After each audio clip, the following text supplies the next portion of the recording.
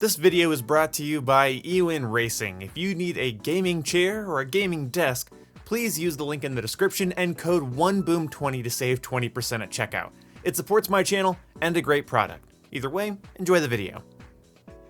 Hey there, this is the One Boom, and don't you hate it when someone throws the word toxic in front of another word just to discredit somebody else or an entire frame of mind? Oh, that's not masculinity, that's toxic masculinity. Oh, that's not optimism, that's toxic optimism. Yeah, I know. It's a really tired tactic, but the term toxic will sort of help illustrate my point here. It's not supposed to be a catch-all throwing every optimistic person under the bus. That would be stupid and I would be dumb doing it. Be stupid and dumb. In my opinion, there are certain concepts that are okay unless taken too far, such as patriotism, nationalism, negativity, optimism, sexism. Different things are okay in small doses. But in all seriousness though, some things are just normal, everyday concepts that are only bad in the edge case, only bad when something goes way too far. So what is toxic optimism and how have I ran into it in the length of my YouTube career is basically what this video is going to be about. I'm not gonna pull up every YouTube video I've ever heard do this. I'm not gonna pull up every comment I've ever seen with this. No. I'm gonna be talking about this as a broad concept so that you can, after the video, think about it for yourself. Because I think we've all seen it here and there. And hell, maybe I've even taken part in it. But let me just be clear. I don't think being optimistic when it comes to video games is terribly wrong. When you're looking at a dev studio that's struggling and failing, and you have an optimistic point of view on it, it might make you look naive, it might make you look desperate, maybe like a little bit of a fanboy. I mean, hell, at its worst, it might make it look like your entire personality is defined by a single struggling piece of software, and maybe that's like the worst case scenario, is that you look a little obsessed, or a little defensive. And I get it, I've been defensive about Call of Duty, for instance, but it's always frustrating when I'm defensive because I know how pragmatic I try to be. I know how many things I'll shit on before I brag about something. I'll say, hey look, I hate 2/3 of this product, but the third that I like is really good, and people will say, you're blind. It's like, that doesn't make any sense to me, but whatever. When I run into toxic optimism, it always sort of feels like somebody who is just dueling with the world, fighting for the game because it just can't fight for itself, man. And it's always bothered me, and that saying didn't come out of nowhere. I had a friend whose name was Dakota, and Dakota had he had issues.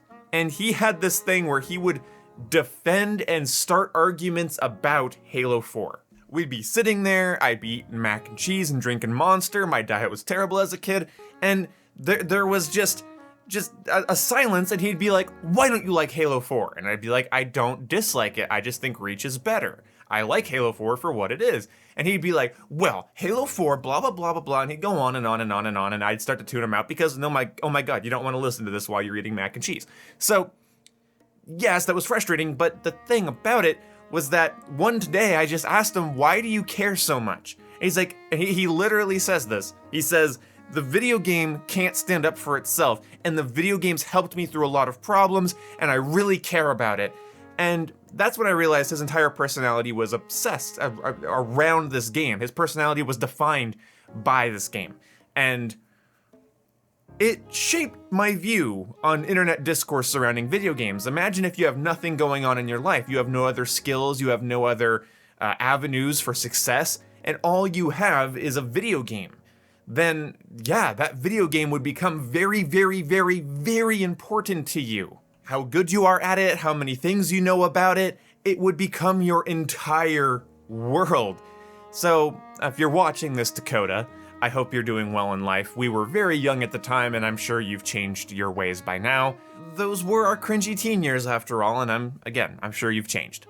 This level of optimism is often used to discredit proper criticism. It's often used as a bit of a shield, and it's often framed as positivity, being a good member of a community, not being toxic.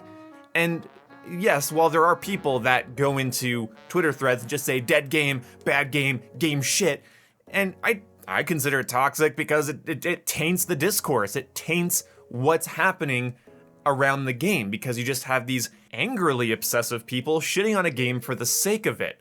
They don't really give you any arguments, they don't lay out what's wrong with it, they just say it's bad and dead and you're dumb and stupid for playing it. And yeah, I don't get it. I don't wake up and log onto Twitter and think, I'm gonna tell somebody they're dumb for liking a video game I don't like.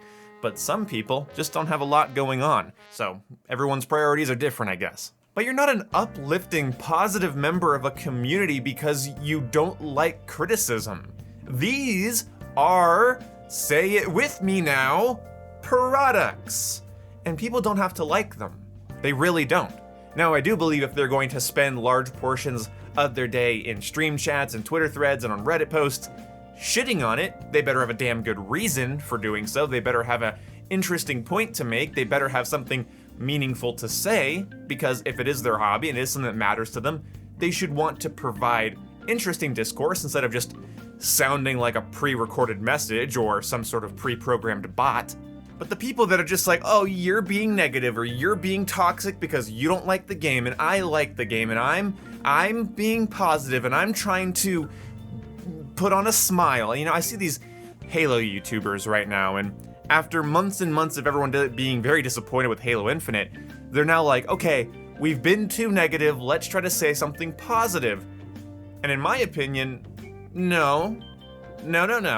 You don't say something positive, or you don't put positive spins on things for the sole reason that things have been negative recently. That's how we get these meaningless pieces of discourse all over the internet.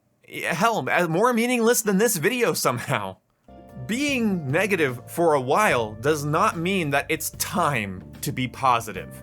And like, yeah, as a thought experiment, it might be fun to try to say a couple nice things about a game you hate or a franchise you used to like that you no longer like. It might be a fun thing to do as a novelty, but making that your stance, we've been too negative and now it's time for the sun to, peek through the clouds. No, something actually positive has to happen before you do that. Otherwise, you're putting a positivity shield around your favorite little thing and saying, well, criticisms towards it are, they're so last month. We've already criticized it enough. Well, has the situation changed in a meaningful way? No? Is it obvious that I'm talking about Halo Infinite? I mean, seriously, Halo Infinite performs the bare minimum of anything in 6 months. Less than the bare minimum, in my opinion. And people are now going, oh, well, you know what? At least it's happening. No! No, you idiots! I'm sorry. It doesn't matter that it's happening. It also has to be good. You get these people, and their go-to thing is, what will it take for you to be satisfied? And in the Halo community, I think it would be safe to say, more than one season every 6 months? More than one new arena map and one new BTB map every 6 months? Like, don't be stupid. This is a company providing a product. They don't inherently care for you. They want you to be happy with the product, but God, they have to earn that. You don't start throwing bones left and right the moment something vaguely good happens. You wait for something really good to happen. Like, again, you don't want to get into that hyper-negative, toxic negativity thing that I was talking about earlier, where it's like, this is just garbage. That's why with my Halo Infinite Season 2 video, I was like, okay, look, the one thing I can give them is I can see that they're trying, and that they're engaging, and that they're working out things. I can see that they're swamped. They're being very honest about that. And that's the thing about being critical, is that it's hard to take a deep breath, step back, and go, what's one nice thing you can say? Or is it bad or mediocre? And you have to ask yourself those questions before you start dishing out criticisms.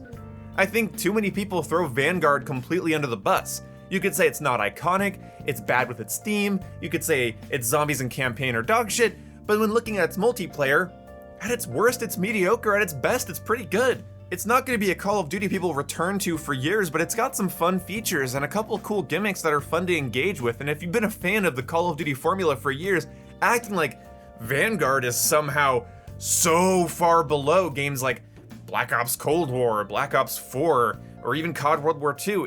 In my opinion, it isn't. I can't find something other than its handling of its theme that I can objectively point at and say, this is where they absolutely fucked up.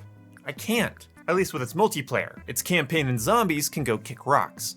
Because those two things are at their worst bad and at their best absolutely just mediocre. Look, positivity is not an impenetrable shield. People are allowed to criticize the game and they don't have to be excited. And no, they don't have to wait to be in a good mood to talk about it on Twitter. Now, I do think the dead game, no one gives a shit tweets are boring and annoying to deal with. People come into my stream chat, and I have subscriber only mode on, so they're either subscribed or they choose to subscribe, and they go in there and they go, this game you're playing is dead. It's like, well, that's great. That's real helpful opinion. Here's a counterpoint. Go fuck yourself. But expecting people to just turn around on their heels and suddenly be excited for mediocrity is wrong. Again, you're not an uplifting, positive member of a community because you get excited over dust and echoes. Thank you so much for watching this video. What was the point of it? What was I trying to say? What was I trying to convey? I don't know, this video was completely unscripted. I just wanted to rant about something and get it off my chest. I think positivity is great when it's warranted. And I think negativity is great when it's concise. In my opinion, with the gaming industry, because it is a product being made for you, the consumer, I think positivity should have to be well earned, and I think negativity should have to be well described, so that your criticisms aren't just, this is dead, and that your positivity isn't just wasted on every little thing. So anyway, yeah, man, it's a pretty deep video. I guess it's still going at this point. Positivity isn't a shield, and negativity isn't a catch-all, and there's no reason to be sexist. You just, well, unless you want to be. I really can't control every part of your life. I don't know. See you when I see you. Goodbye.